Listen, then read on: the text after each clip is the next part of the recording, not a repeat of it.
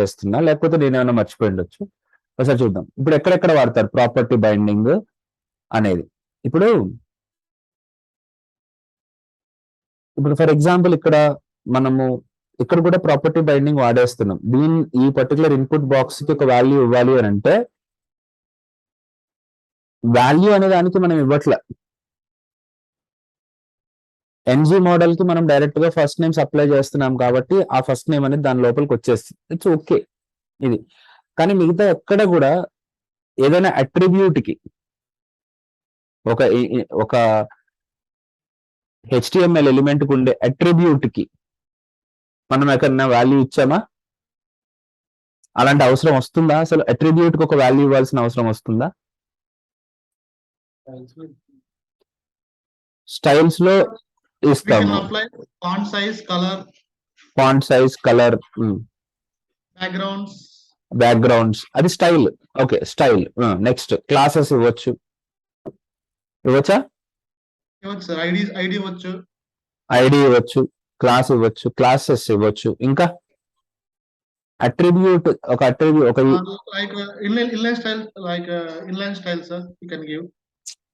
Okay. అన్నిటికంటే main మీరు చెప్పట్లే ఇమేజ్ కి. ఇమేజ్ విత్ హైట్ ఇవ్వచ్చు సార్ మనం. బాబు ఎస్ఆర్సి ఎక్కడ పెడుతున్నావు? విత్ హైట్ చెప్తున్నా. ఎస్ఆర్సి ఏది మరి? ఎస్ఆర్సి ఎట్లా ఇస్తావు? మరి ఒక్క అట్రిబ్యూట్ ఏంటి? అదే కదా మెయిన్ అట్రిబ్యూట్. ఎస్ఆర్సికి ఎలా ఇస్తావు మరి వాల్యూ? ఒక ఇమేజ్ ఉంది నా దగ్గర ఒక ఇమేజ్ ఉంది.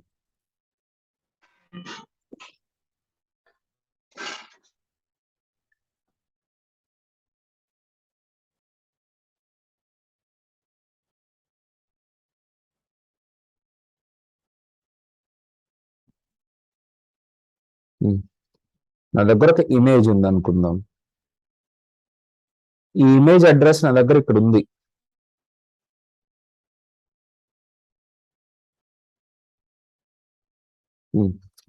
ఈ ఇమేజ్ నేను డిస్ప్లే చేయాలంటే ఎలా డిస్ప్లే చేస్తాను కాంపోనెంట్ లో?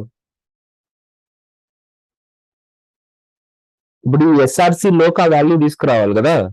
H1 మధ్యలో LI మధ్యలో పెట్టుకోవాలనుకుంటే పెట్టుకోవచ్చు మనం. H1 కి మధ్యలో ఎలా పెట్టుకోవాలో తెలుసు మనకి, LI కి మధ్యలో ఎలా పెట్టుకోవాలో తెలుసు. ఇంటర్పోలేషన్ అనే సింటాక్స్ ని యూజ్ చేసుకుని మనం దాంట్ లోపల పెట్టుకుంటున్నాం. ఇక్కడ కూడా అలాంటిది వాడొచ్చా?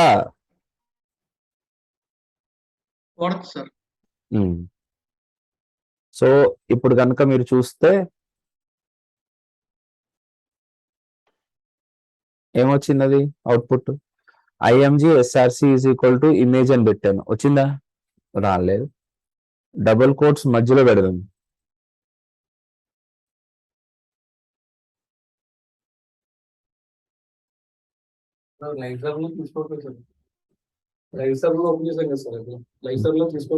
అదే నేను రిఫ్రెష్ చేస్తున్నా. ఇంటర్పోలేషన్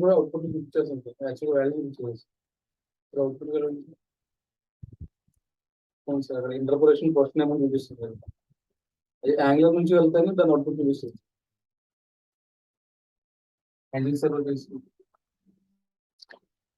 అవును, నేను ఎక్కడ రన్ చేస్తున్నా దీన్ని? అసలు రన్ చేస్తున్నానా? కానీ ఎలా వచ్చేస్తుందని ఆలోచిస్తున్నాను. ఆ లైవ్ సర్వర్ ఉందా? బాబోయ్,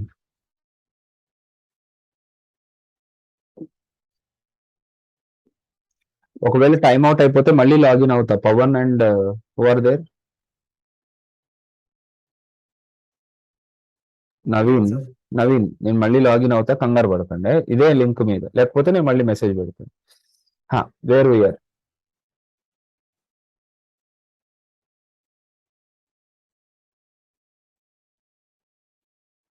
Is it recording or not? Yeah. అసలు ఫస్ట్ ఆఫ్ ఆల్ ఇది రన్నే అవ్వట్లే. మన సర్వర్ని నేను స్టార్టే చేయలే. అదే కదా. అది అన్ని సర్వ్ చేసి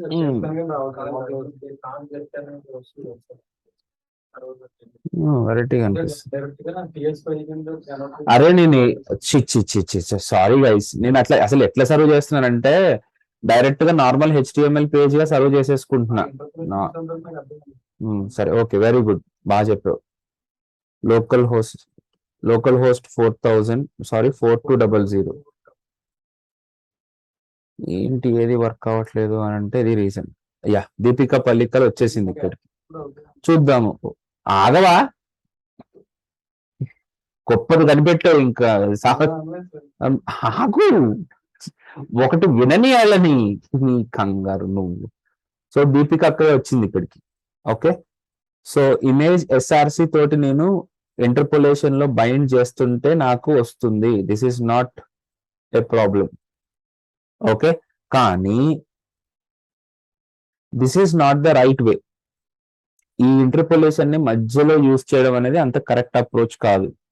దీనికి ఇంకొక అప్రోచ్ ఏమి ఇచ్చాడు అని అంటే, ఈ లెఫ్ట్ సైడ్ SRC ప్లేస్ లో ఒక స్క్వేర్ బ్రాకెట్ పెట్టుకుని ఈ రైట్ సైడ్ ని మీరు ఒక స్ట్రింగ్ లా యూజ్ చేసుకోవచ్చు.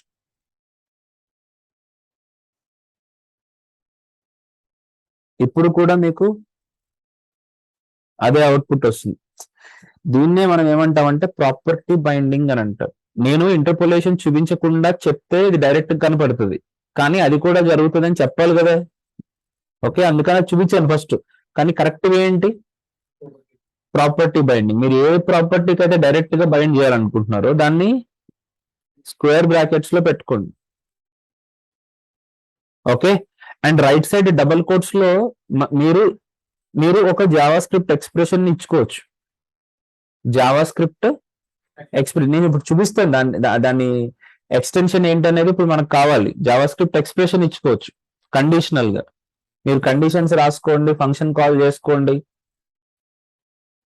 ఇప్పుడు ఇది కూడా ఎక్స్ప్రెషన్ ఏనా? IMG అనేది ఏం ఎక్స్ప్రెషన్ అది?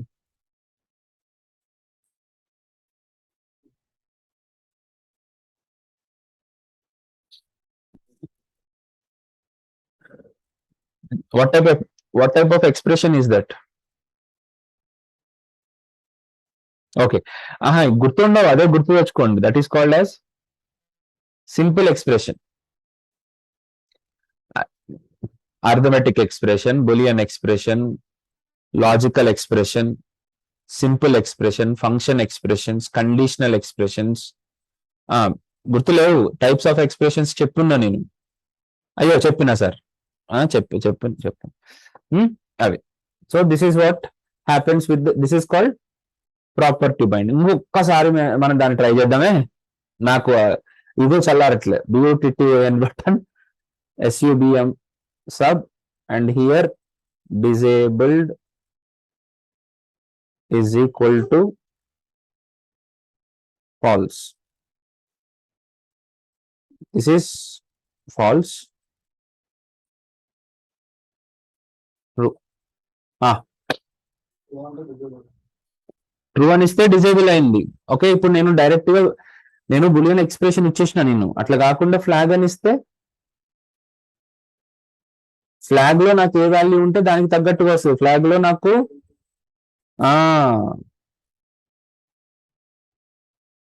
ట్రూ ఉంది కాబట్టి అది డిజేబుల్ గా ఉంది. ఫాల్స్ అని ఇస్తే ఎనేబుల్ అయింది. చూసారా, ఎప్పుడు చాలా సింపుల్ నాది, కానీ ఎందుకు రాట్లేదు కానీ నేను పైన చూడలే. ఓకే, ప్రాపర్టీ బైండింగ్ అర్థమైందా? ఇప్పుడు ఇది ఒక్కటేసారి ప్రాపర్టీ బైండింగ్ ని ఎక్కడెక్కడ వాడతాం? చాలా చోట్ల వాడతాం మనం. ఏదైనా అట్రిబ్యూట్ కి ఒక వాల్యూని సప్లై చేయాలన్నా, కండిషనల్ గా ఏదైనా వాల్యూని సప్లై చేయాలన్నా మనము ప్రాపర్టీ బైండింగ్ ని వాడుకుంటాం. ఇప్పుడు ఒక చిన్న ఎగ్జాంపుల్ చేసి చూపిస్తాను, దాన్ని బట్టి మీకు ఇంకా బెటర్ గా అర్థమవుతుంది.